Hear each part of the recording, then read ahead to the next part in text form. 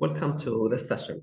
This session is for the class of ionic bond and covalent bond. So today we will be learning about how the bond between the atoms are formed. Okay, now we have basically, let's understand the main idea. The main idea behind bonding is that you have two atoms, and these two atoms, they have high energy. So you have two atoms, individual atoms. These two atoms, they have high energy. And these two atoms, because they have high energy, they are not stable, not stable.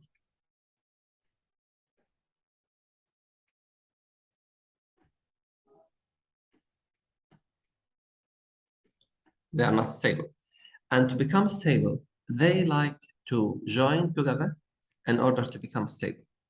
So stability is the main purpose behind bonding. So the atoms bond together to become stable and to become of less energy. Okay?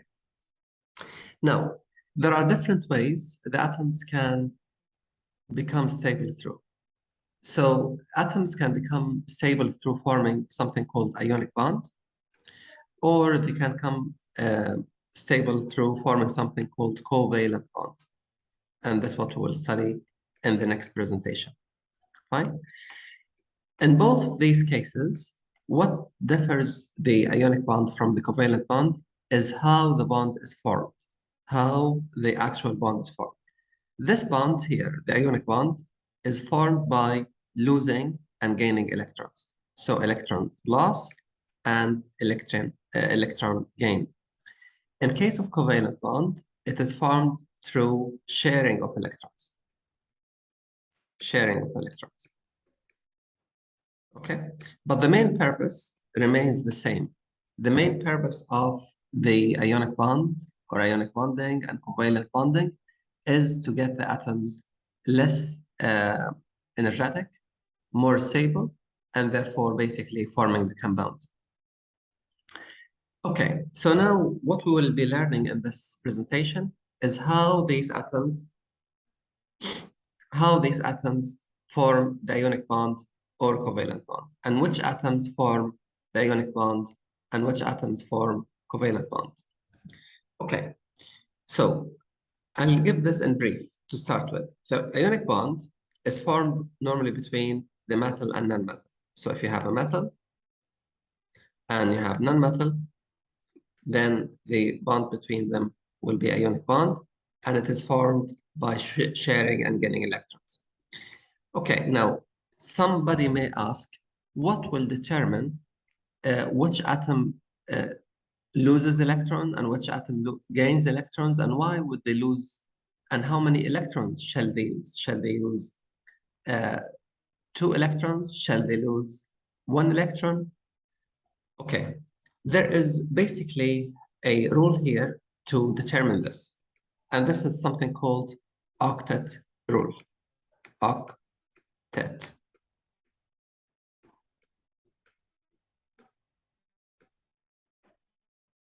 And this basically determines that each atom in the periodic table, except hydrogen, in most of cases, each atom, with some exceptions, they like to have 8 electrons in the outer shell. So atoms, basically, if the atom has 2 electrons in the outer shell, and the shell behind that shell has 8 electrons, so the atom will lose 2 electrons so that it will have 8 electrons in the outer shell.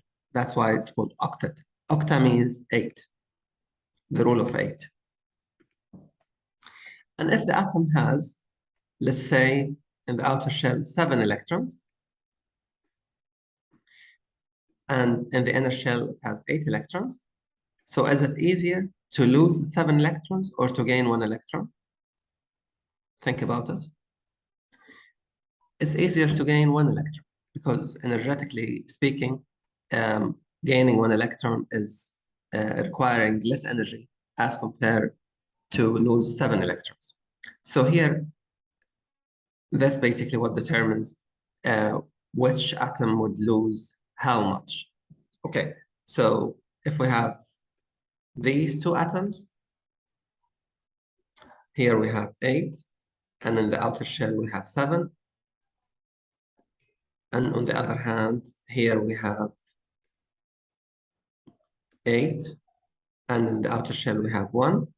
So this atom basically will lose an electron to the other atom. So after losing the electron to the other atom, this atom will have 8 electrons in the outer shell, and this atom will have 8 electrons in the outer shell.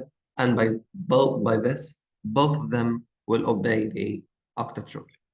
Now, octet rule doesn't apply to all the elements at all times.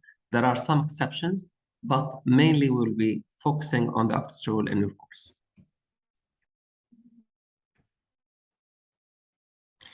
Okay, so our learning objectives, as listed, to understand the formation of ionic bond and the charges, understand the formation of ionic bond by electrostatic attraction, be able to define formulas of ionic bond by zero-sum method, understand how the bond type and ionic lattice structure, and understand some properties.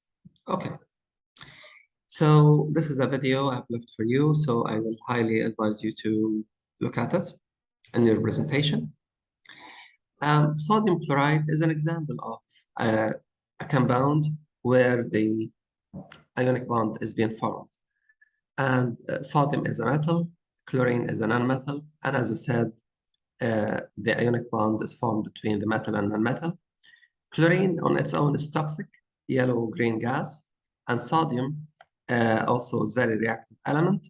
But when they come together, they become edible. You eat salt, which is sodium chloride. Fine. So atoms bond by gaining or losing electrons in case of ionic bond. And we understood that atoms gain or lose electrons in case of ionic bond or share electrons in case of covalent bond. That is because they want to become stable. But the way to become stable is different. Depends on the type of the atom. Okay, and the reason they want to become, they lose and gain electrons is that they want to have a full shell, just similar to the noble gases. Because if you look at the noble gases, you will find that they have an outer shell filled with electrons. Okay, and we have explained about the sodium chloride. Okay, so this is another video. I would highly recommend you to have a look at this video. Now let's look at a real example of how this bond is formed. Now we have sodium atom, and the sodium atom electronic configuration is 281, and it loses electron, and it basically becomes 28. And this electron will be gained by this atom of chlorine, and the chlorine has 288. So one electron is being lost from here. This will leave the outer shell in this atom to be 28, and here we have 8 electrons. That is the secret sort of sign that we know through which that the atom is becoming stable. And here, basically, one electron has been transferred to the other atom, and now in the other atom we have 2, 8, and 8. Now, this is called Lewis structure, and this is called also dot and cross diagram. Dot and cross diagram means that whenever you want to represent two atoms, two different atoms, you should represent them in two different type of symbols. So if you put a dot on this atom, then you have to use the X on the other atom. Okay, and the reason here is because we are dealing with electrons, and electrons are electrons at the end of the day, but we want to differentiate between them. We want to show that these are different to each other. That's why basically we will show electrons of one atom to be in a certain symbol, like a circle, for example, or a dot, and the atoms of the other atom the electrons of the other atom to be of a different symbol, let's say X in this case. So, so basically, you may be asked in the exam to show how the bond is formed. So you need basically to show the first step, and the first step here is the electron transfer or electrons transfer if there's more than one. So here we have electron transfer. So to start with, you need to draw the atoms as they are. So here sodium as it is, chlorine as it is, and then you show that there should be an electron transfer between the sodium and chlorine, so that sodium will have 8 and chlorine will have 8 in the outer shell. This is the first step. The second step, you need to show the atoms in the ionic form. And to show that, basically you need to show the change that had happened. So in this case here, we have 2, 8 for the sodium, and here you have 2, 8, 8 for the chlorine. And you need to place the whole ion here in square brackets, and you have to place the whole ion here in square brackets, and then to put the charge on top of that, on top of that bracket. So there are 2 steps. If you are asked in the exam, show how the ionic bond is formed between metal and non-metal. The first step is to draw the 2 atoms as they are, and then to draw an arrow like this, or even the arrow, if there's bendy arrow, it's fine, to show that there is electron transfer event or process. This is step number 1. Step number 2, you need to show the change that had taken place. And in this case, the change here that electron was lost and the atom became positively charged. And in this case, the atom became negatively charged. Okay, and now we understand why this atom became positively charged, because the number of electrons became less than the number of protons by 1. So the number of electrons here is 1, 2, 3, 4, 5, 6, 7, 8, 11. So here we have 11 electrons and 11 protons. We lost 1 electron, and therefore we have now 10 electrons and 11 protons. So that is why it is positive 1. In this case here, in the case of chlorine, we have 17 electrons and 17 protons in the neutral atom. When the atom gains an electron, becomes negatively charged, because the number of negative charges in the atom became higher than the number of positive charges by a value of 1. Okay, so there are 2 things you have to mention them when you do your ionic bonding formation. Okay, the next thing here is just a reminder about the dot and cross diagram that you need to draw. That is basically square brackets for the ions, the charge on the ions, don't forget them, indicate clearly which electron has been transferred, as we show here. Clearly indicate the number of electrons transferred. So here it's 1 electron transferred. And then indicate the electron configuration of the atom. Electron configuration means how the atom or how the electrons are arranged around the atom. And make sure the final compound is balanced in terms of charges. So in terms of charges, here we have plus and here we have minus. So the total of this is 0. And that means the total charges are balanced. Okay, so the next compound here, or compounds, we have calcium and chlorine, magnesium oxide, and magnesium chloride. Now, I'd like you to pause the video and try to make the bond between, or draw the bond between calcium, chlorine, magnesium, oxygen, magnesium, and chlorine. So we can work on this. Pause the video, and then you can come to the answer on the next slide.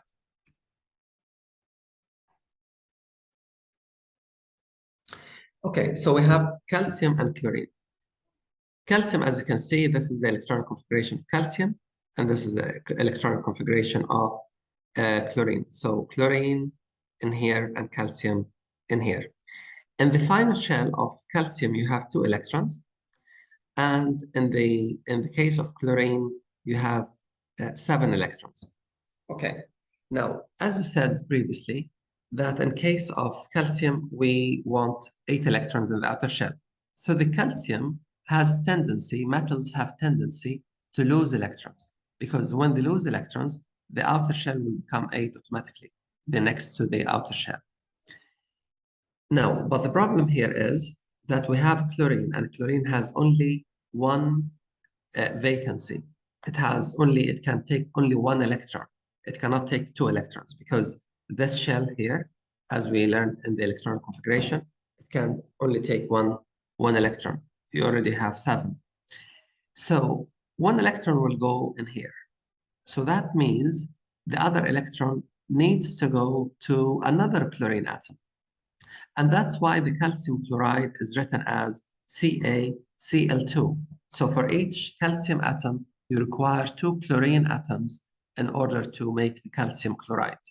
So calcium atom, because in calcium there are 2 electrons, so 1 chloride ion or 1 chlorine, it will not be able to take the 2 electrons. So 1 will go to 1 chlorine atom, it will become chloride, and the other electron, it will go to this chlorine and it will become chloride.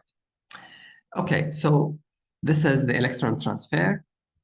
And then the next thing is you need to show the change. So in the case of change here, you have to basically remove these 2 electrons. So the outer shell is 8.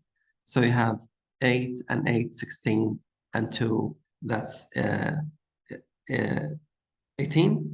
And in case of chlorine, here you have a full shell of 8, and here the full shell of 8. Now, in case of calcium, there are 2 charges, positive charges. And in case of chlorine, this one is -1, and this one is -1. So you have 2 Cl minus. And therefore, basically, it's balanced, because here you have 2 positives, and here you have 2 negatives. So the overall is balanced. It's advisable that you put this in brackets. So the calcium here, you put it in brackets, and you put +2, and this one, you put it in a bracket, minus, and here, this one, you put it in brackets and minus. Magnesium oxide. In case of magnesium oxide, you will do the same.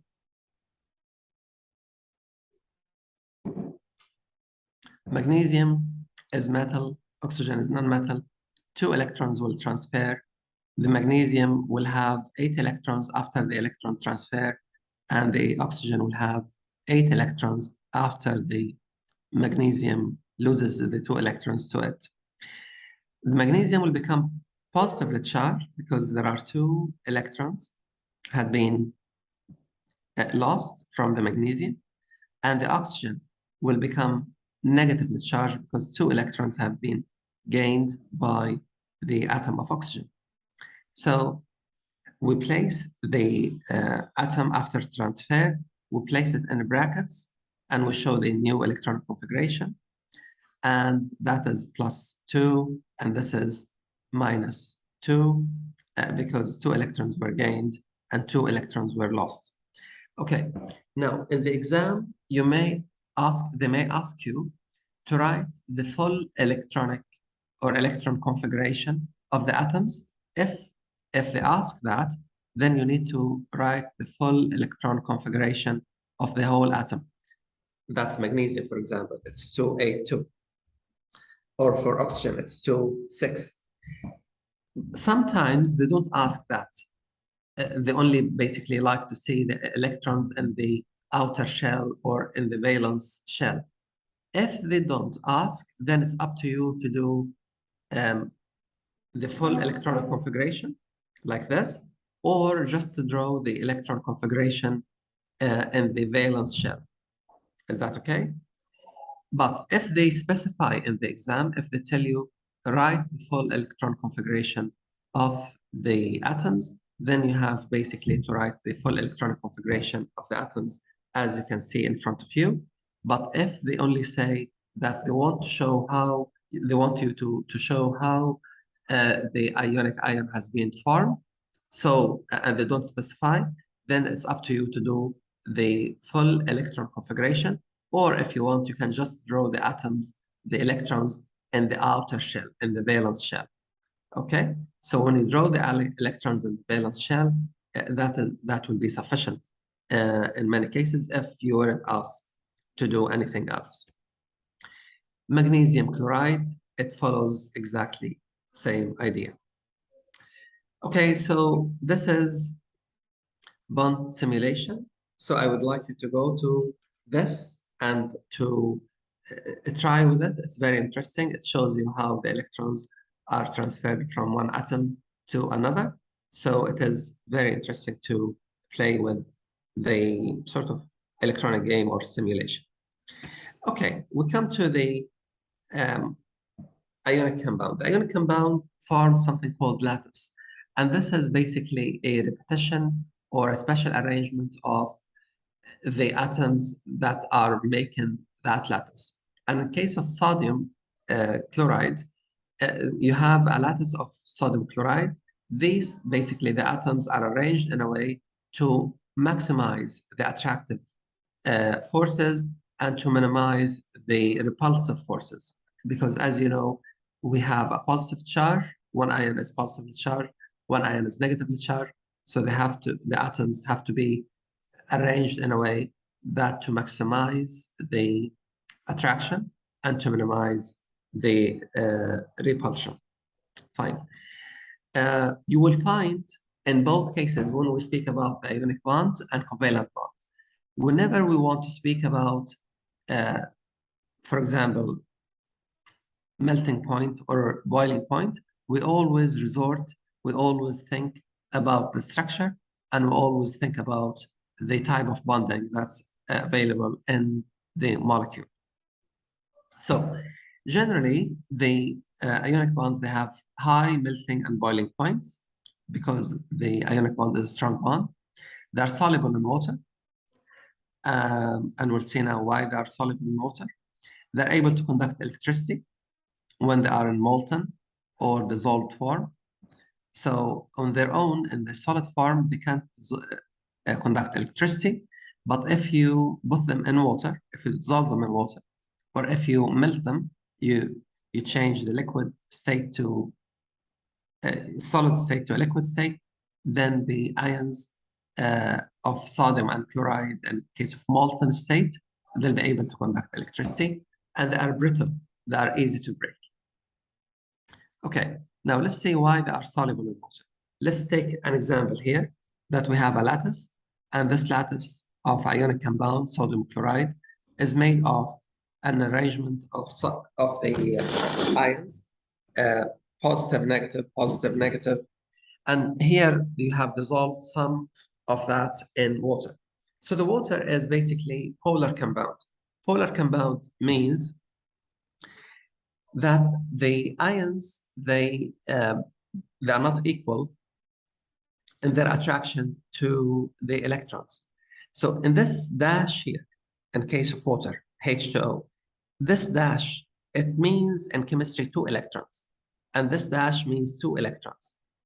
Now, these 2 electrons, they don't always reside, they don't always live in the middle distance between the oxygen and hydrogen.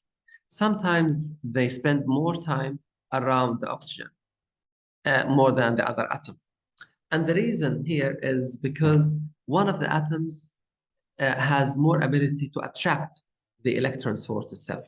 And in chemistry, we call this electronegativity. So if the atom is highly electronegative, then it will attract the electron source itself. It will not take them, it will just attract them. And that's why we write here partial negative. Partial negative, not full negative. Full negative means a transfer of electron, as we learned in the ionic bond. But partial negative, it means that the electrons, they live around the oxygen atom more than the hydrogen atom. They spend more time around the oxygen atom as compared to the hydrogen atom. And therefore, basically, the two electrons will be attracted towards the oxygen as compared to the hydrogen. Okay? So this, when the atom is charged like this, we call it polar atom or polar molecule. Now, when you dissolve ionic compound in water, what happens?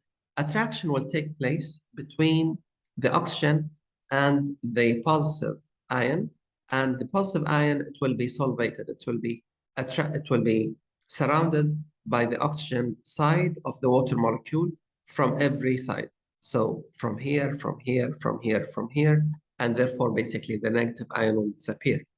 Same applies to the negative side of the lattice, and here it will be surrounded by the positive end of the water molecule. And again, water molecule will surround it from here, and from other directions until it disappears. And that's why when we dissolve certain amount of sodium chloride in water, we don't see it anymore. And that's why this is basically what happens. Okay, so we spoke about conducting electricity. In case of solid, you see the arrangement here doesn't allow movement, but in case of the molten or aqueous case, there is movement of ions, and therefore there is conduction of electricity. Okay, here finally, there are few questions. We left them for you. They were supposed to be done during the class, but I suggest that you work on this by yourself. Don't go to the next slide because the answers will be there. So work on these, try to figure out how the ionic bond is formed between these compounds, and then you can check your answer in this slide. I hope that was beneficial to you, and we'll see you soon. Before I go, please remember the notes for this topic are basically 134 to 135, and the notes will be sent to you by your teacher. She will put the notes on Teams, and if the notes are not available, please let us know, and we will make sure that they're available to you. Okay, I'll see you soon.